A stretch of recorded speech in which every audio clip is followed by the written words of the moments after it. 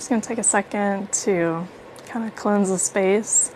And then I'm also going to take, or rather, I'm going to do a little breathing practice, a little pranayama before we get started, just to kind of settle the body, settle the mind.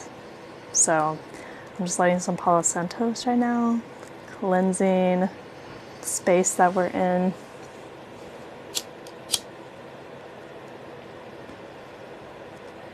And then for people who are joining, if you would like to do a little breathing exercise, a little pranayama with me, then I'm going to do that here in about a minute or so.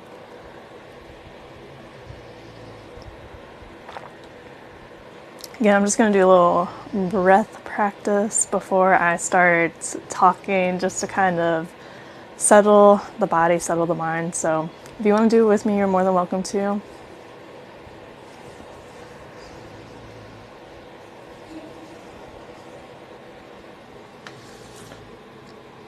So before I get started, before I start rambling, like I said, I'm going to do a little breathing practice. So let's see, the one that I'm going to do today is I'm just going to sit in a comfortable seated position. And again, feel free to join me if you would like.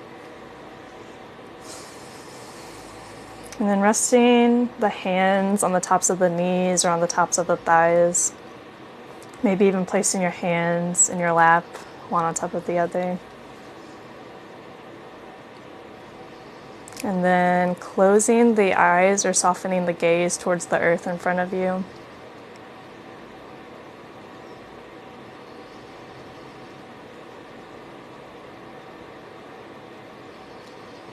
And then beginning to just bring some awareness to the breath here.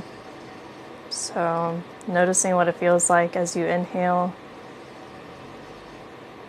And noticing what it feels like as you exhale.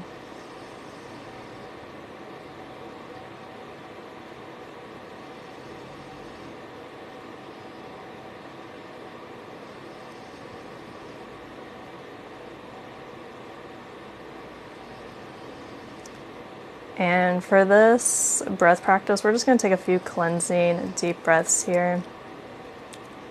So wherever you're at, we'll begin to gently deepen the breath.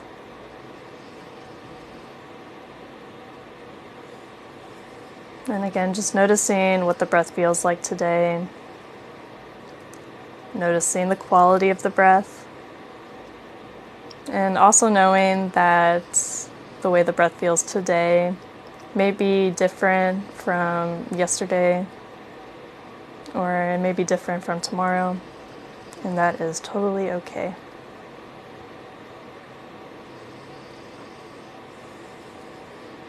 So as we begin to deepen the breath, we'll begin to take another deep inhale through the nose. And then slow, open, audible mouth exhale.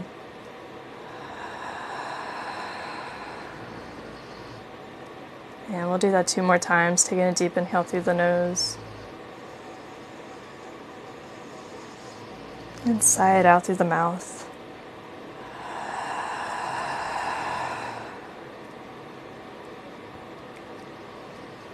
And one more time, taking a deep inhale through the nose.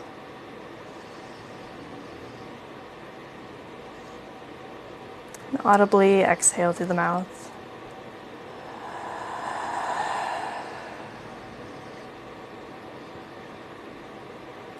And if you decided to take some cleansing deep breaths with me, the next thing we're going to do is place our hands on our hearts. Maybe even noticing the heart beating underneath your palm.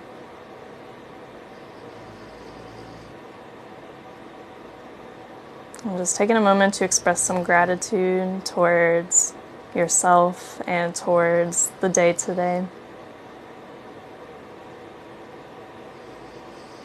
And if you haven't already, allow your breath to return back to its natural rhythm.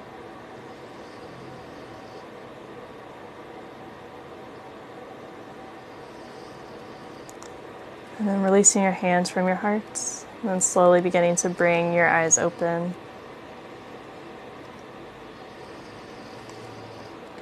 So if you stayed to take some deep breaths with me, thank you so much.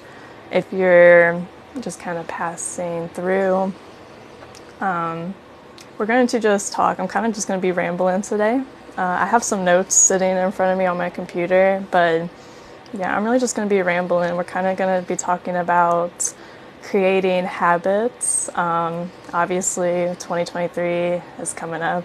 This is usually a time where a lot of people are wanting to like change certain habits or, invite in some new or healthy habits. So I'm just going to kind of be rambling about habits, my own opinions on habits. I'm no expert. Obviously, these are kind of just things that I have learned on my own journey.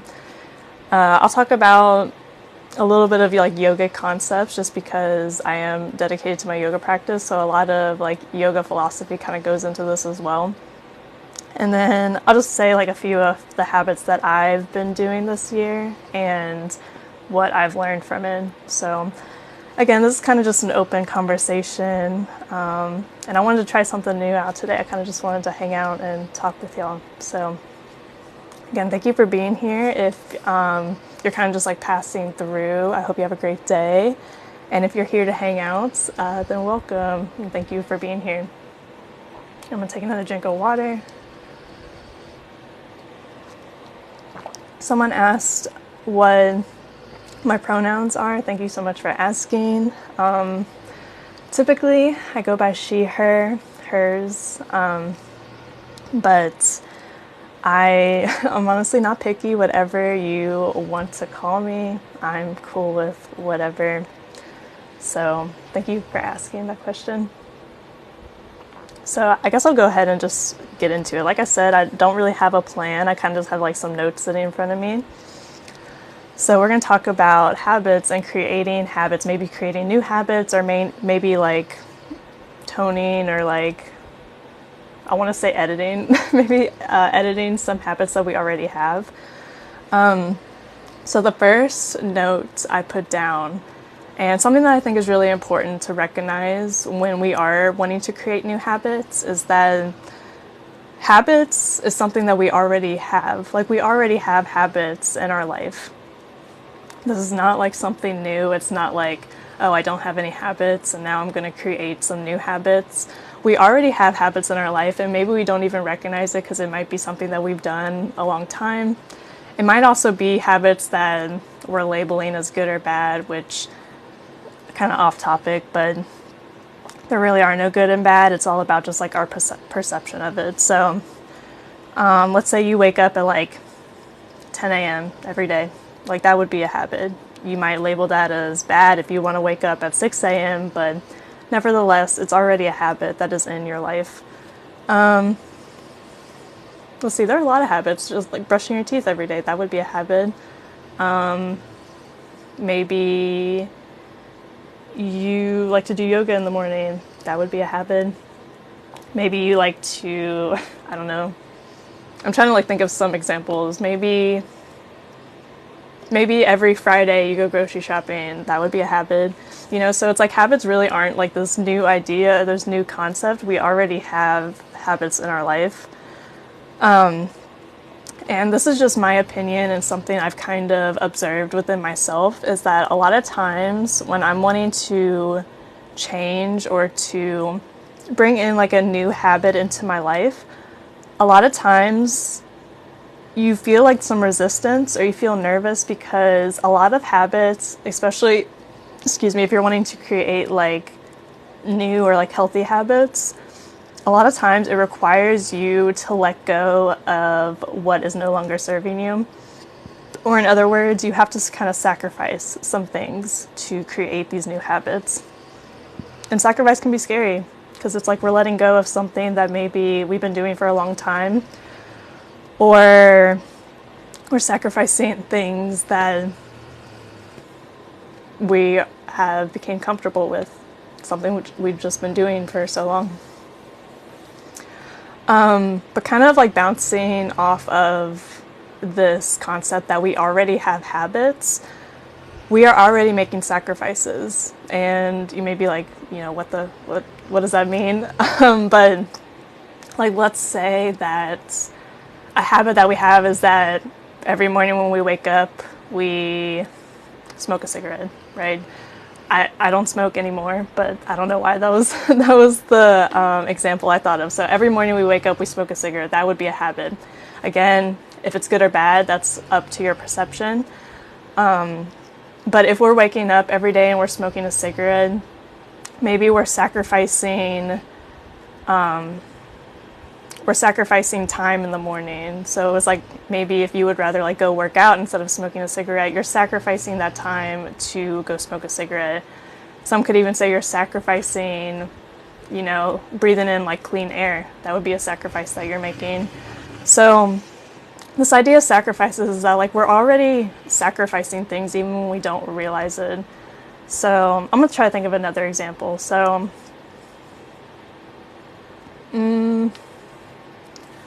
let's say that we have a habit of eating fast food a lot.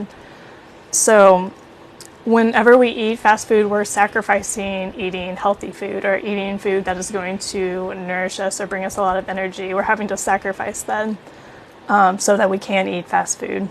So again, if habits are good or bad, it's like we're already sacrificing things. So whenever we decide like maybe we want to work on a healthier habit, like going and working out or eating healthy in the morning, it's like we're already going to have to sacrifice one of those like non-healthy habits. So say if I want to get up early and go work out, I might have to sacrifice sleeping for an extra hour so that I'll be able to go work out, Or maybe if I want to eat a banana in the morning instead of eating a donut, I have to sacrifice the donut in order to eat the banana. So this idea of sacrifices, I think it can seem like intimidating because it's like this idea that we have to give something up. But in my experience, whenever I'm able to see it as that like I'm already sacrificing things as it is, so might as well sacrifice things that are not going to serve me in the long run. And maybe sacrifice is just an intense word, but yeah, I just think, I guess I should say in my own experience, recognizing that sacrifices are being made every day has helped me to kind of pivot into the direction I want to go to. Because it's like, if I'm already having to give things up, might as well give up what is not really supporting me, So the next point I wrote down was the art of compassion. So this for me has been like a huge lesson in my own like spiritual journey and my own like healing journey and all that. The art of compassion is something that if you're not used to doing it, it can be really difficult and it can be really challenging. However, again, this is just from my own experience, it has been so powerful. And really all I mean by this, the art of compassion, is being able to have compassion for yourself and to see like the humanness within yourself, because as human beings, like none of us are perfect. We're all, going through shit. We're going to fall down. We're going to make mistakes. And being able to invite compassion, have compassion for yourself, again, in my own experience, has led me to more successes, because it's like, okay, let's say, I'm going to use one of my examples. So one of my habits that I've been wanting to do is wake up earlier. So I want to wake up at 6 a.m. instead of like 8 a.m. So I have to do my best to get up in the morning. I kind of like set everything up around me so it might be easier to get up early in the morning. However, I have not been perfect. Like I have overslept more than a few times. So whenever I do oversleep, instead of waking up and being like, oh my God, Maisie, like, why did you oversleep again? This is a goal that you want to do. Like, like you're so silly. Like, why would you do that?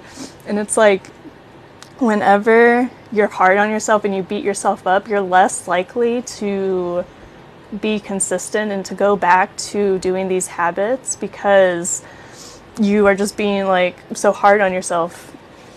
It's when you invite in compassion and you're able to say like, okay, I did oversleep this morning, but it's okay. Like, who doesn't oversleep from time to time? I guess my body just really needed it today.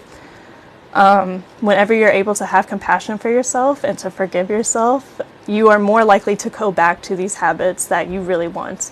Because it's like, if you kind of just like have this expectation that you're going to be hard and you're going to be mean to yourself when you do fall back, or when you do make a mistake or fall back on like some habits, it's like almost in your subconscious. And again, I'm not like an expert, this is just like my own opinion, but it's like whenever you're mean to yourself and hard on yourself, when you're not consistent or when you make a mistake, then it's like in your subconscious, it's like you almost know that if you make that mistake again, you're going to be mean to yourself again. So it's like you almost don't even want to make the mistake again because you don't want to be hard and be mean to yourself. I don't know. It's such an interesting thing. And a podcast that I like to listen to is Science and Spirituality. And this is a topic that they talked about on that podcast. And I never even thought of it in that way until I heard them talking about it, because it makes so much sense. It's like if you're kind of setting yourself up to be mean and to be hard on yourself, then why would you set yourself up for like making a mistake? Which again, we're human beings, we make mistakes.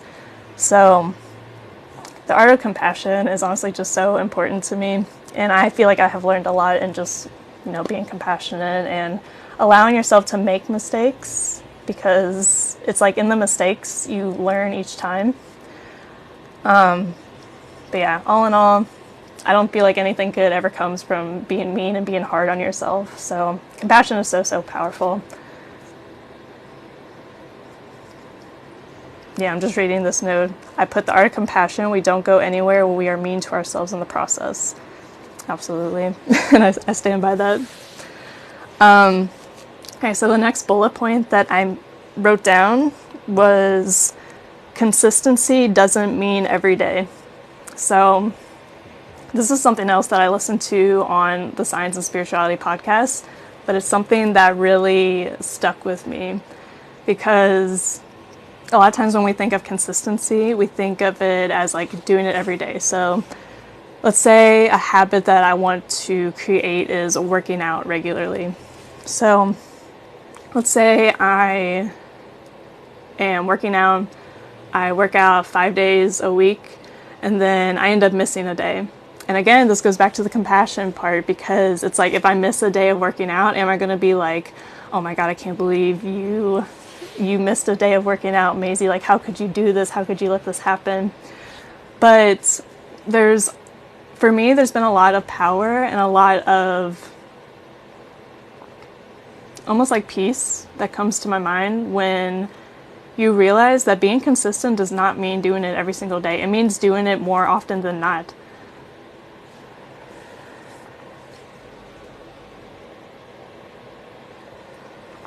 So that is something that again has really stuck with me, because even up until I listened to that podcast, I was like, okay, if I'm consistent in my yoga practice, that means that I need to be doing yoga every single day. And if I don't do it every morning, then I'm not being consistent with it, which is not true at all. As human beings, we also need like breaks, and we need to rest. We need to allow ourselves to just like be in stillness. I think that's something that we don't allow ourselves to do a lot of the times. And this is a whole other different topic, but I think a lot of it is because society puts a lot of pressure on us to work 40 hours a week, and this is what they consider to be success. And that's kind of a hard topic to kind of wrap your head around if that's like all you know. But allowing yourself to take breaks and allowing yourself to rest and rejuvenate and recenter is also so, so important. So consistency does not mean doing it every day. It means doing it more often than not. So if that looks like 4 days a week instead of 7, then there you go. That's being consistent, because you're doing it more often than not. So yeah, that's just something that has really stuck with me and has really helped me, again, have more compassion towards myself, because I'm like, okay, I missed a day of eating healthy, but I know I'm gonna go back to it tomorrow, so it's okay. It's okay. And that, again, just compassion, so important. And I really loved that point.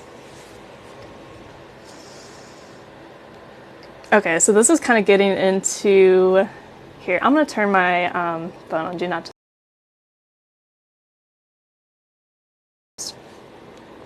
I kept getting emails, it keeps distracting me.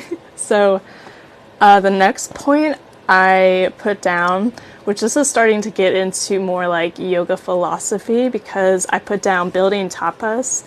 And tapas is kind of a tricky thing to understand. It's really something that you have to experience on your own in order to understand what I'm saying. But I'm going to try to give some examples to kind of paint the picture here.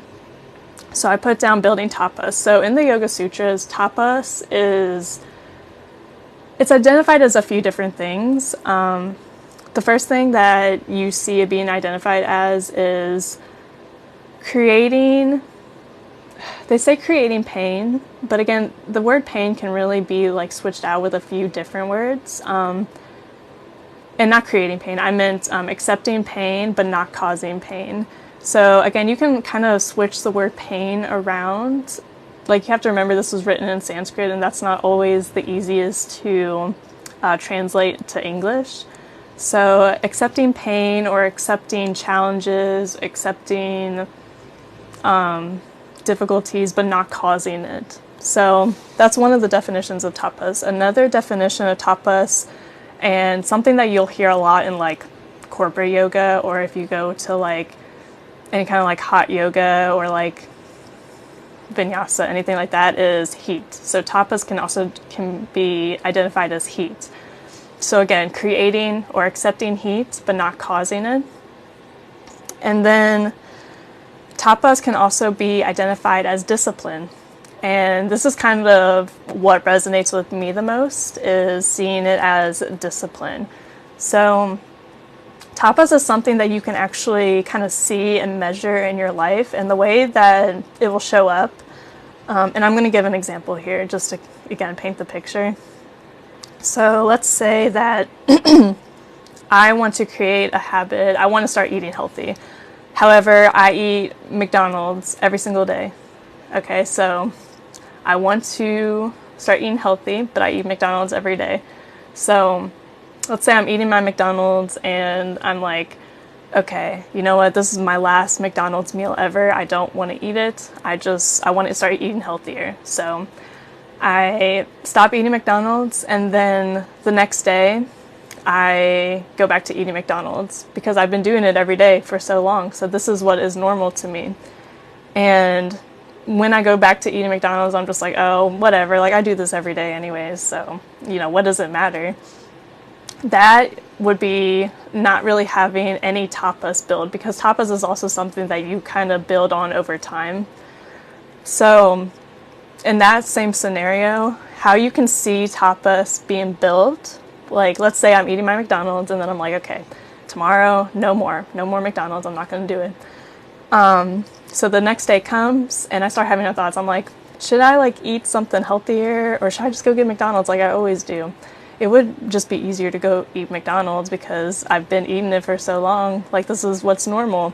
But yesterday I just said that I was going to stop eating McDonald's. So I really want to eat McDonald's, but I guess I'll go eat something healthy instead. That would be an example of how tapas is being built, because you're starting to see like that resistance in you. Like, you have that resistance of like, oh, maybe I should go eat McDonald's, or like, no, maybe I shouldn't. If you didn't have any tapas that was building on top of each other, you wouldn't see like that resistance within. So it's like that heat, that discipline, that resistance that's kind of building up inside of you. And the more that you practice doing this, the more tapas you'll build. And then over time, as you continue to practice these disciplinary practices, then it becomes easier and your resilience starts to build as well. You're able to handle more than you were able to in the past. I'm just reading some comments. It is addictive. I definitely agree. So McDonald's is addictive. They put additives in it to get you hooked. Absolutely, absolutely. And it makes sense, right? It's like they're a corporation trying to profit off of us eating food that's not really good for us. So, but I definitely agree. And it's hard. It's hard when you become addicted, especially to food, in my opinion. It's a really hard thing to kind of let go of when you're just used to eating or putting things in your body that aren't really, the best for you. But yeah, I was saying about building tapas. Yeah, building tapas, again, it's really just like building resilience and building discipline, building that like internal heat. And it's like the more you are able to not act on these urges, or you get better at, again, just like being disciplined, saying like, no, I'm not going to eat McDonald's today. I'm actually going to eat something healthy because I know it's going to benefit me in the long run. The more you do this, the more tapas you build, the more you're going to be able to handle, and the more discipline you'll be able to acquire. I hope that makes sense. Again, tapas is kind of a tricky subject for me just because it can be identified in so many ways. Again, when you go to like corporate yoga places, a lot of times they'll describe it as like heat and like physical heat, like working out, getting your body warm, which that could be identified as that, but it's so much more. And again, I think the word that resonates with me the most is just discipline. So practicing having some kind of discipline in your life.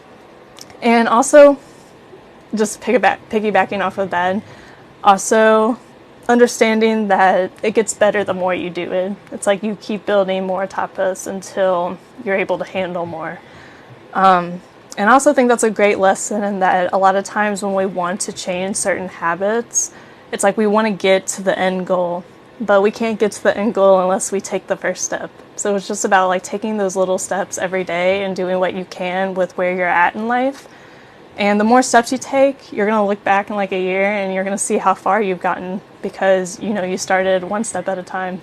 It's actually pretty much impossible to get to where we want to be in like a day. What do they say? What's that saying? It's like Rome wasn't built in one day. Same concept here. Let's see, there's another comment. There's a book called Sugar, Salt, and Fat and How They Addict. Look it up. Okay, I'm going to put that in my notes. I have like a list of books I want to read.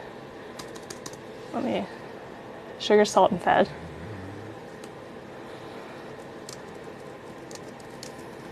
Okay, I added that to my list of books I want to read. So again, I hope that makes sense about the tapas thing. It's something I highly encourage you to like look into on your own, or to read the Yoga Sutras. Because yeah, it's hard to describe, but again, discipline is that. I'm so sorry. I think I was going to say something else. It'll come back to me if it's important.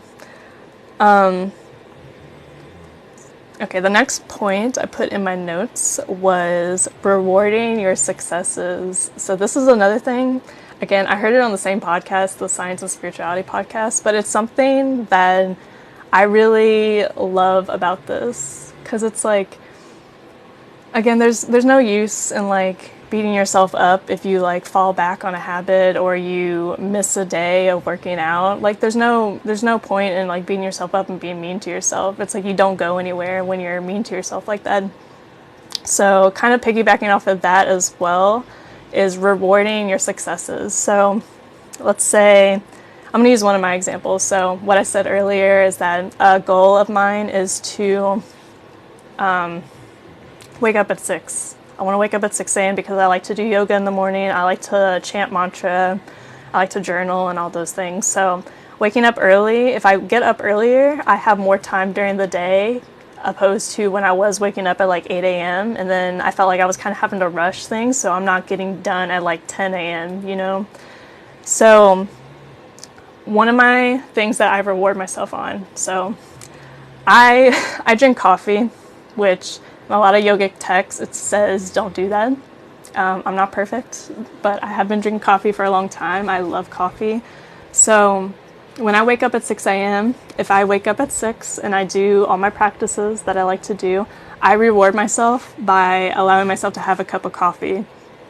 And this also goes into discipline, because if I don't wake up at 6 a.m., I have to, not that I'm punishing myself, because that's not the mindset I want to bring this to, but whenever I wake up and I do my practices, I get a cup of coffee. If I don't wake up in time, I don't allow myself to have a cup of coffee, because I want to reward myself for the things that I'm proud of myself for. And again, this isn't to say I'm oh, you didn't wake up at 6 a.m., I'm punishing you, you don't get a cup of coffee, because there have been a few times where I was okay, I did oversleep, but, I would still like to have a cup of coffee, so I'm going to have a small cup. So just rewarding yourself, even in your small successes, is honestly, in my opinion, so powerful, because it kind of goes back to that compassion piece, and just being proud of yourself for the amount of success, again, big or small. So whenever I was kind of starting to write down new habits that I wanted to do, for each habit that I am working towards, I get a reward when I do that habit. So yeah, for waking up, it's the coffee thing. If it's so another habit I've been working towards is making sure that I'm teaching yoga at the times that I'm scheduled to teach and not backing out. So let's say that even if I teach a class, let's say that I'm supposed to teach a class. So I teach yoga Monday through Thursday. It's all donation-based classes. So if you ever want to come take a yoga class with me, it's really just pay whatever you're able to pay. But anyways, let's say that I have no one sign up on Tuesday, right?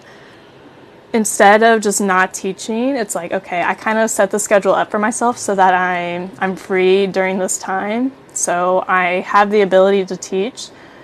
If no one signs up for an hour class, I'll still do a 30-minute class on TikTok or on Instagram, just so I'm getting in the habit of teaching regularly, because that's not something that I've always done.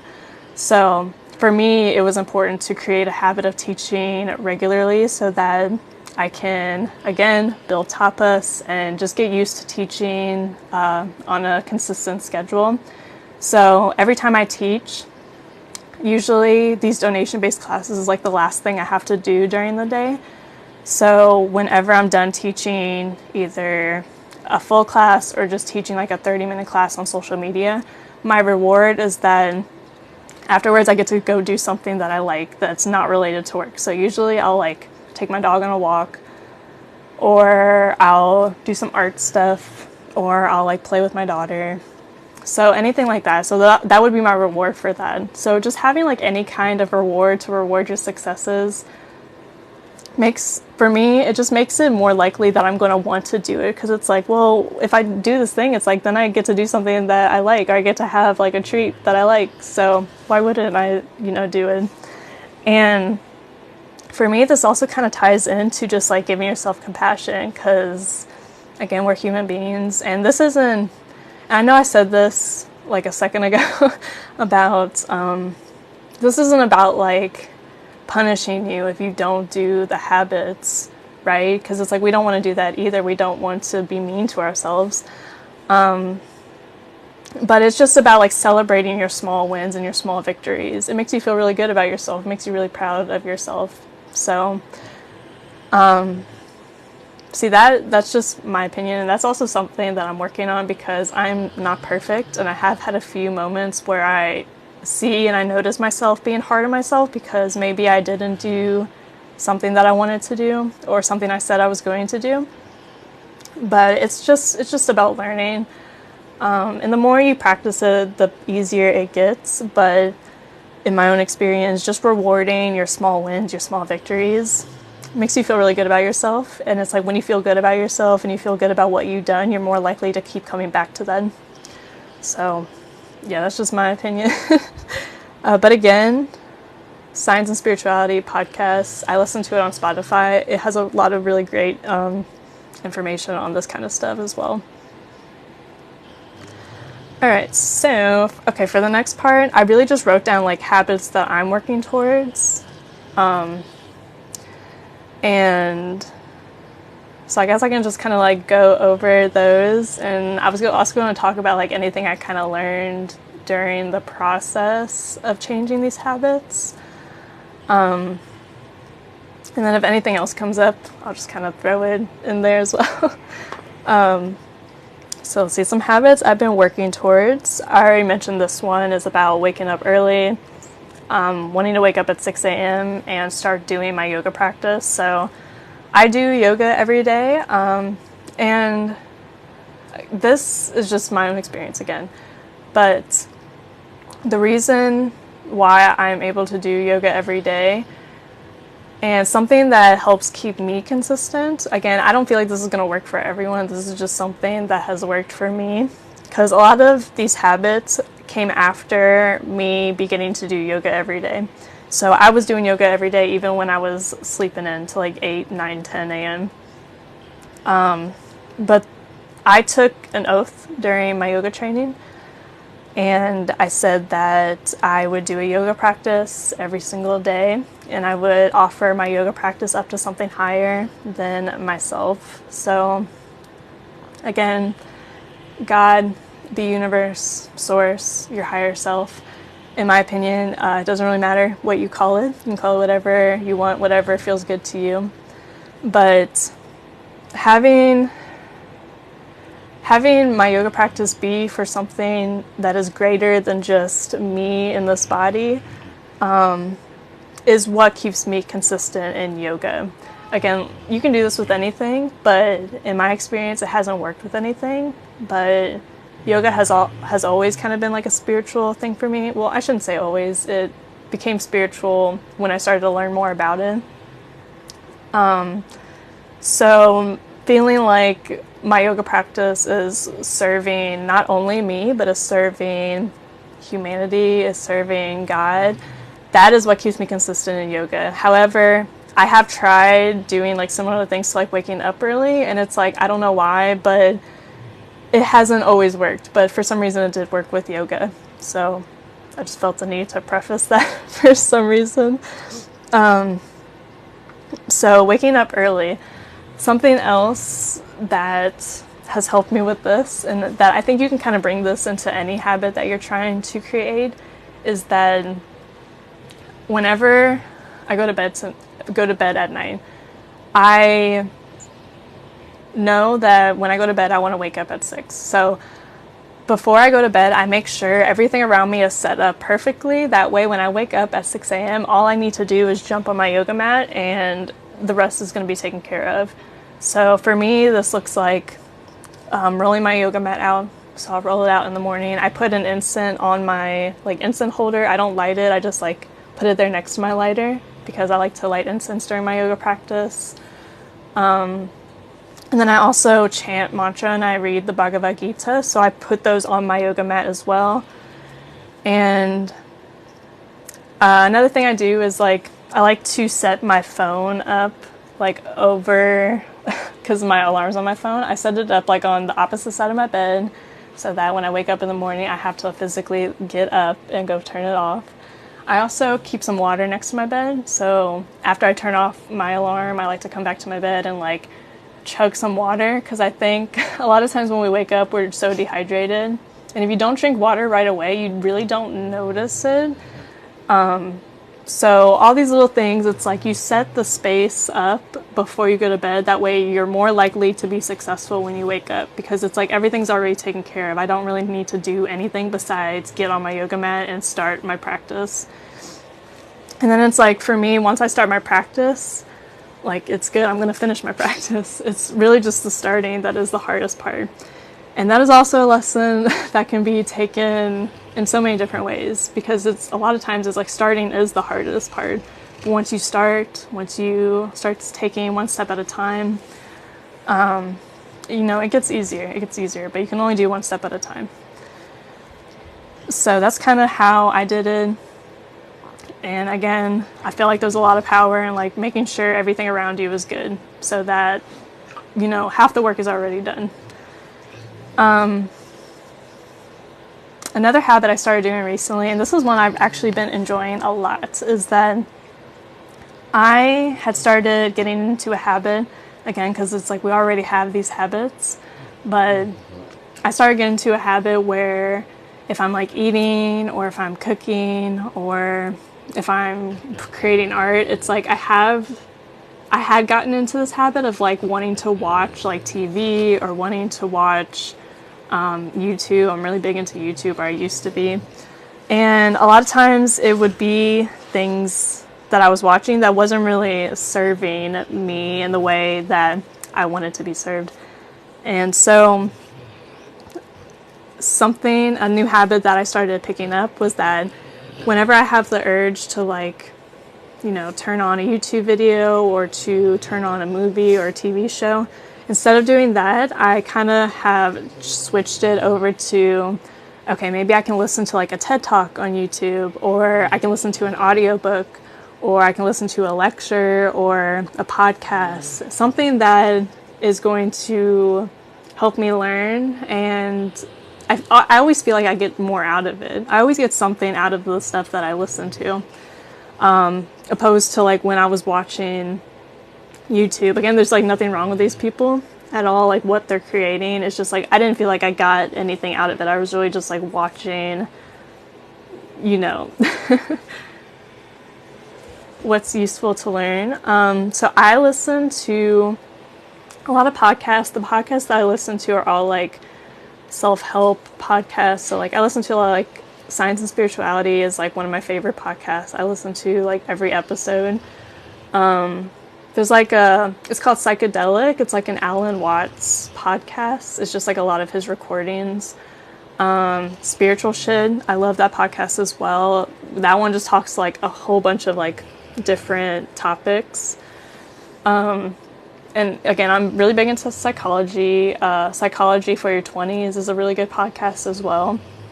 And then a lot of times when I go and listen to when I go and listen to TED Talks, I try to do it in something that like I'm interested in, but can always learn more about. So like a lot of times, again, it's like psychology topics or creating. I really like ones about like the psychology of creating. Those are really always really interesting, that I love a lot. Right now, the audiobook that I'm listening to is The Body Keeps the Score. I'm doing a yoga training right now to teach yoga in prisons. So they basically said like that's a necessity, because it's so heavily related to what we're learning about in that as well.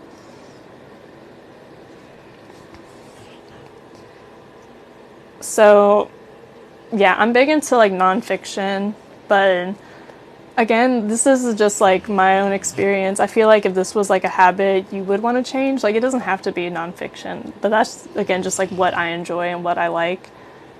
The Starseed Network, I'm gonna put that in my notes.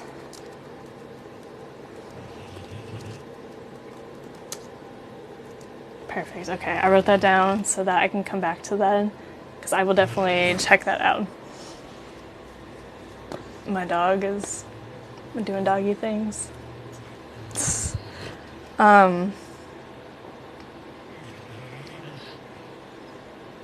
Lost my train of thought. Yeah, so that was another habit that I started to change this year, is like watching things that I feel like I get more out of. Oh yeah, again, this doesn't mean like you have to listen to nonfiction to get it out of, like, what am I trying to say?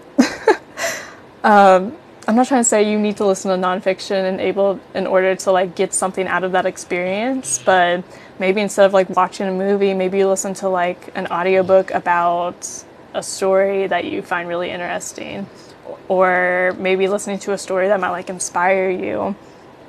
Things like that. It doesn't always have to be like nonfiction, but in my experience is like I get more out of TED Talks than I was getting out of like watching Bob's Burgers, which again, nothing wrong with Bob's Burgers. I love Bob's Burgers, but I don't feel like I really get anything out of it besides like some entertainment, you know what I mean? So yeah, that was another habit. And it does take some discipline, and I've not been perfect with it because there have definitely been some other times where I have chosen listening or watching Bob's Burgers instead of listening to a podcast. But it just goes back to having compassion with yourself and realizing that consistency doesn't mean doing it every single day. It just means doing it more often than not. Let's see. So the next habit that I wrote down is a habit that I am still learning how to navigate. And it's a big one. It's a big one for a lot of people, and it is just eating healthier. And it's really hard. And I honestly am the type of person, like, I don't open up as easily, but I'm about to do that here, okay? So I had came to the realization that, like, I had a lot of unhealthy eating habits because of the way I grew up. You know, a lot of times when we were younger, it was like you have to sit at the table until you eat everything and you can't leave. And I would, it's like I would cry. I would not want to eat like the food that they were making. And it's like I just had to like sit there and stare at my plate for hours, and that can be very traumatizing. And a lot of times our eating habits come from childhood and we don't even realize it. So I know a lot of people have like negative experiences with eating. And another thing I realized with my eating habits was that as a kid, like, I would binge eat a lot, and I would like sneak out of my room in the middle of the night to go downstairs and eat a bunch of junk food because I didn't want to eat what my parents were giving me for dinner. And so when I did get the chance to be alone and to eat, it's like I would eat a lot. And I'm also very privileged in that I am naturally a small, skinny person. It really doesn't matter how much I eat. I really don't gain weight, and it can be a struggle to gain weight, which is something that I know is a privilege because people are more likely to accept skinny people than they are fat people, even though like people who are bigger than me a lot of times are healthier than me because they are eating better and they're moving their body. And at one point I was eating like shit and I was on drugs and just like treating myself horribly, but on the outside it's like I'm skinny, so she's healthy, and that's just completely false. Skinny does not equal healthy, and fat does not equal unhealthy. This is another just big misconception, especially in America. So with eating healthier, again, a lot of times it takes discipline and it takes sacrifice. And once again, it's just like seeing where you can invite in more compassion towards yourself, even when you slip up and you eat a cookie or a donut, which, like, there's nothing wrong with eating a cookie or a donut. It's just finding that balance. It's like, if all you're eating is cookie and donuts, you know, maybe then it's an issue. But isn't it an issue to eat a cookie at the end of the day? Like, no, that's not an issue. So it's just learning how to be better. Oh, thank you. I got a picture. That's an eyeball. It's an eyeball. It looks exactly like an eyeball. I love this so much. Thank you. Yeah, you're good.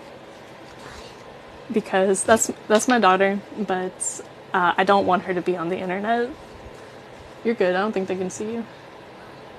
Because of how the camera's set up. You're good.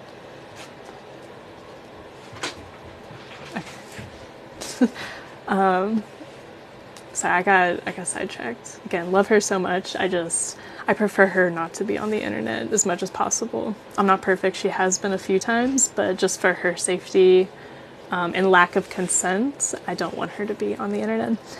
But yeah, eating healthier is another thing. And this kind of goes back to like waking up early and like setting the environment to where you're more likely to eat healthier compared to not eating healthier. So maybe this means like buying healthier snacks when you go to the grocery store. Maybe for me, it's like having like the same breakfast every morning. Again, this isn't going to work for everyone, but I'm not really a big breakfast person. So something that I'm able to do is like, okay, I'm going to wake up and I'm going to have a boost because I don't eat meat. So I drink like protein shakes and stuff to make sure I'm getting my protein and whatnot. And then I like to have like peanut butter and banana, and that's usually enough for me until like 11, 12. So it's like just making sure I have those things in the house. It's like I wake up and I'm going to eat healthy, so I'm more likely to eat healthier throughout the day because I started off eating healthy as soon as I woke up. So again, this just goes back to setting your environment so that you're more likely to stick with the habit or the goal that you're setting for yourself. Let's see. Creating as a way to connect is the next point I put. And so basically what this means, what to do with the isolation still? I'm sorry, I don't know if I understand the question. But what I was saying is that like creating as a way of connecting. So I like to make art. And this is kind of a new habit. It's not something I have been doing for very long, but it's something that I feel like I'm getting better at, and I can see myself coming back to this habit. So I like to create art, but recently it's like I have began to notice that a lot of times when I'm creating art, I'm creating it for the purpose of it looking good. And it's such a paradox because I hosted workshops for like 6 months straight, and it was called Intuitive Creating as a Spiritual Practice, which is basically about creating as a way to connect with yourself, connect to your inner child, connect to source, connect to your environment. And it's like when you don't have attachments to the outcome of your art, you are able to connect from a very authentic and real place within you. So it's like creating is not always about like the outcome. And so this is a habit that I'm still working towards. And in my experience, the way that I'm able to do this is by creating with my daughter, because she likes to create a lot. She likes to make a lot of art.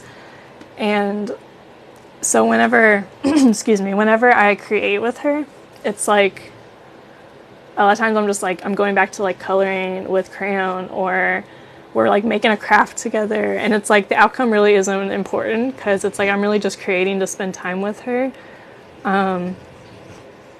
So yeah, just the habit of creating for the purpose of creating and not creating for the purpose of the results. Again, that's something I'm still working on. It's kind of a newer thing that I'm coming back to, because it's like I was in that place and then I kind of let go of this habit. And so I'm like recently starting to come back to that. Chanting mantra. So this is a habit that I started in my yoga practice, and I don't think I said this earlier. So in the morning when I do yoga, I wake up, I chant mantra on my mala beads. I do some asana, so I kind of like stretch my body, I move my spine, I do some sun salutations, and then I come out of my asana practice.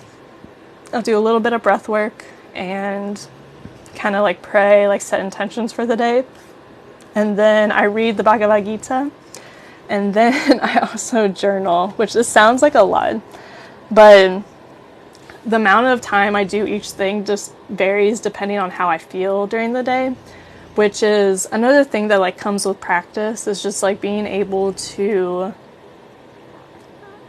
recognize where you're at during the day and kind of working with yourself in that. So it's like maybe I have like a little bit of low energy, or like I don't feel like moving my body as much. Maybe I move my body just a little bit and then I focus more on like doing breath work instead.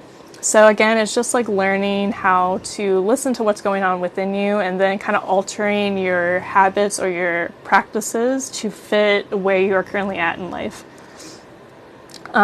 So the chanting mantra one, I've only been doing it for about 6 months or so, since like the summer.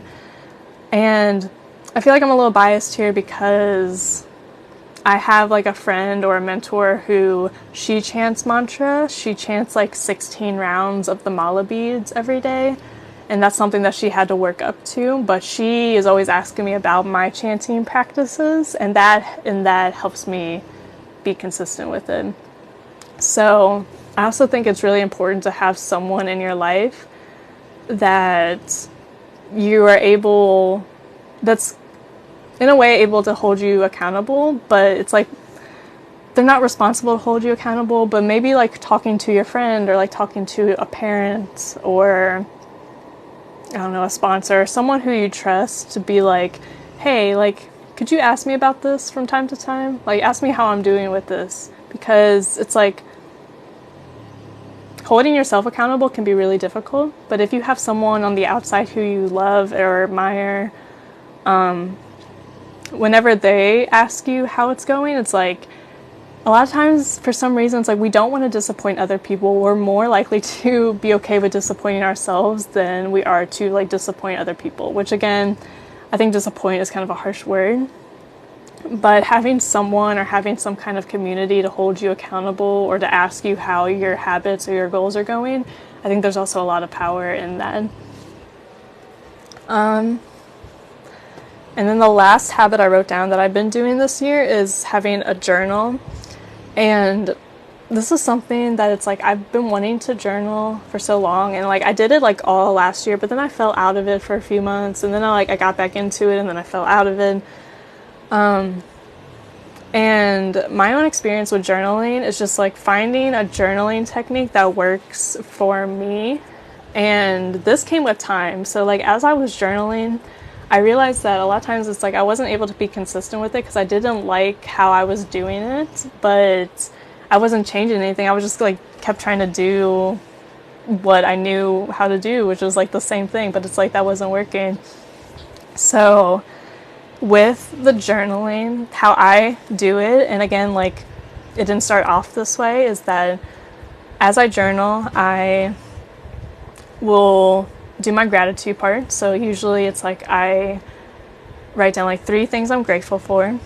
And this is a whole other different topic, but a lot of times with gratitude and gratitude journals, it's like, and this is something I did like years ago, it's like if you keep saying you're grateful for the same things, like I'm grateful for my friends, I'm grateful for my family, I'm grateful that I have food and water to drink. It's like, yes, you can be grateful for those things, but if you're not like actually feeling grateful, like in your core, it's like it's not really serving its purpose. Because a lot of times it's like if we're saying we're grateful for the same things, it kind of starts to lose this meaning because it's like, oh yeah, I'm grateful for this, I'm grateful for that. But it's like you're kind of just like on repeats and not really like feeling the gratitude within. So like thinking like what are some things like I'm really, really grateful for, and trying to think of something new every day. And again, that doesn't mean like not coming back to the things that you're grateful for. It's just seeking new things to be grateful for in a way that you can feel it within you. So when I journal, I do like a gratitude. So I usually do like 3 things I'm grateful for, but I try to add like as much detail as I can and like why I'm grateful for these things and to really feel it within you. And then I also like to write down affirmations. So I like to use I am affirmations. So these also differ from day to day because it's like,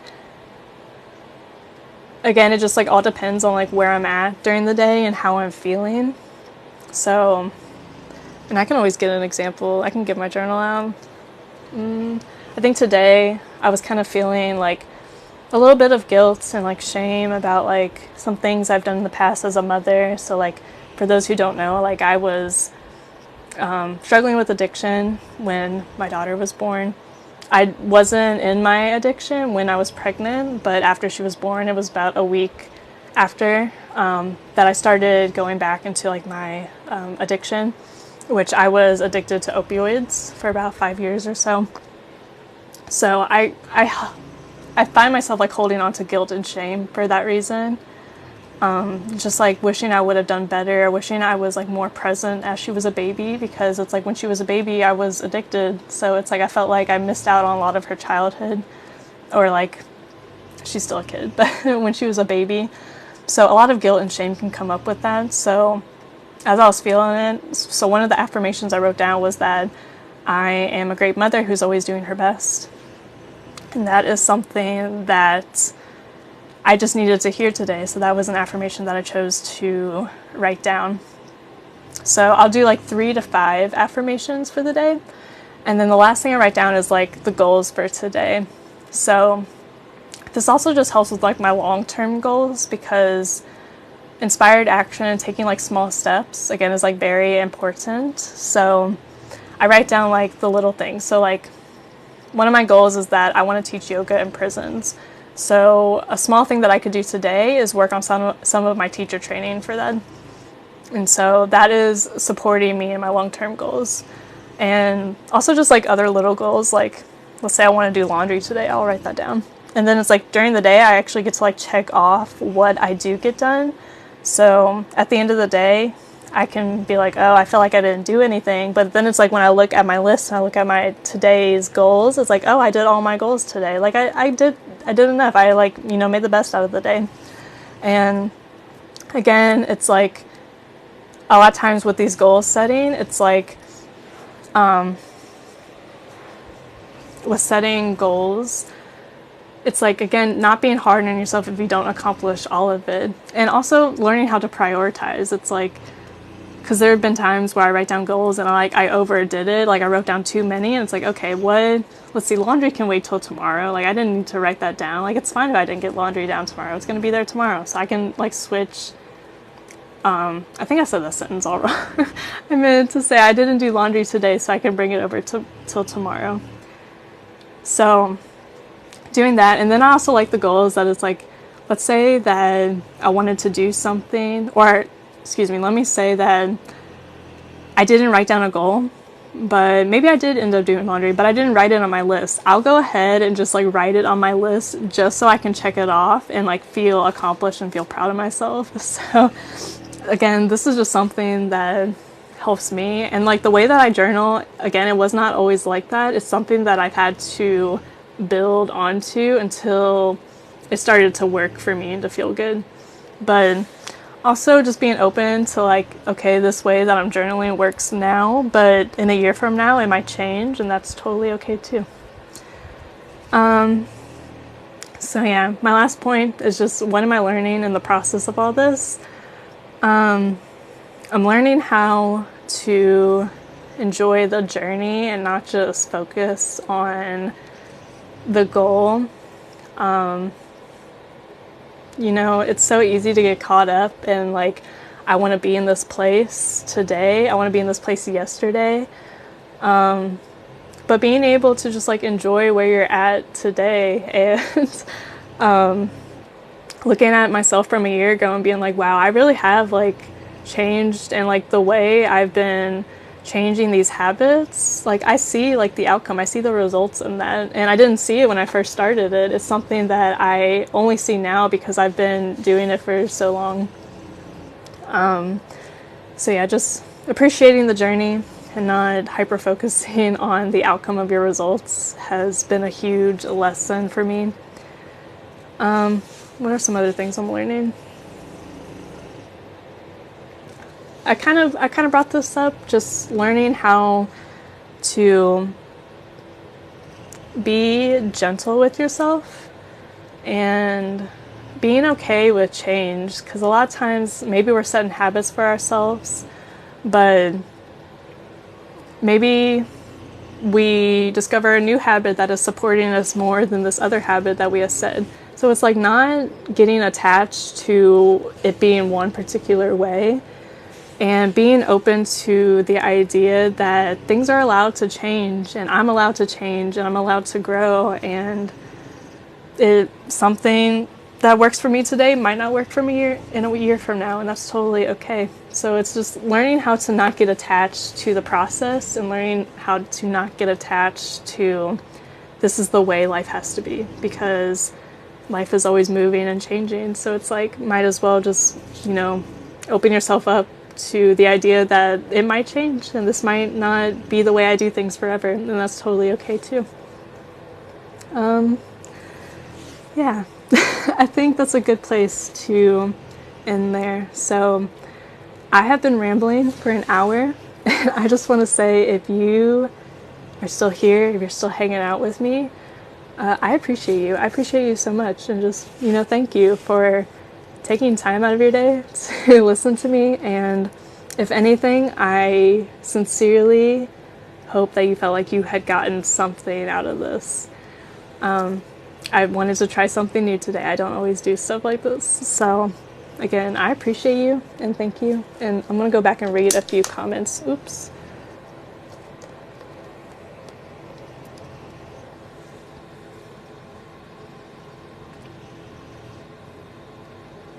If you didn't go through all what you went through, you wouldn't be the beautiful human that you are. Oh my God.